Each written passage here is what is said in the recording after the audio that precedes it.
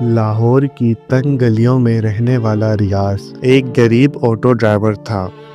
دن بھر سخت محنت کرتا لیکن پھر بھی مشکل سے گزارا ہوتا۔ بیوی بیمار تھی اور ایک بیٹی اسکول جاتی تھی۔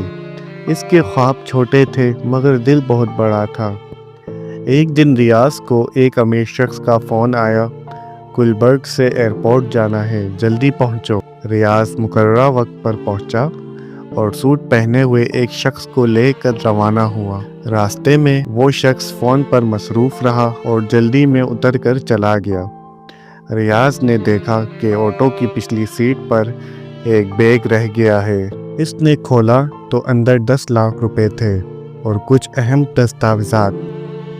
ایک لمحے کے لیے ریاض رکا۔ اتنی رقم، بیوی کا علاج، بیٹی کی فیس، کرائے کا قرض، سب ختم ہو سکتا تھا، مگر فوراً دل نے کہا یہ حرام ہے، جو چیز تمہاری نہیں وہ تمہیں کبھی سکون نہیں دے سکتی۔ ریاض نے وہ بیگ لے کر شہر کی کئی دفاتر، ہوٹلوں اور پولیس اسٹیشن کے چکر لگائے۔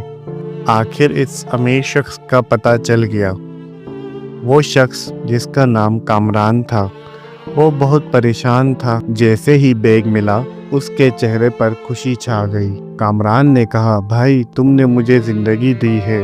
میں نے کبھی سوچا نہیں تھا کہ ایک آٹو ڈرائیور اتنا ایماندار ہو سکتا ہے۔ کامران نے ریاض کو انعام دینا چاہا لیکن ریاض نے صرف اتنا کہا کہ بھائی صاحب، اگر میری بیٹی کی اسکول کی فیس بھروا دیں اور میری بیوی کی دوائیوں کے لیے کچھ پیسے دے دیں، وہی میرے لیے انعام ہوگا۔ کامران نے نہ صرف اسکول کی فیس بھری بلکہ ریاض کی بیوی کے علاج کا بندوبست کیا اور اسے اپنا ذاتی ڈرائیور بھی رکھ لیا۔ ایمانداری بظاہر ایک سادہ سا عمل لگتا ہے، لیکن یہ انسان کو وہ عزت اور دعائیں اور قسمت دیتا ہے جو دنیا کی کوئی دولت نہیں دے سکتی۔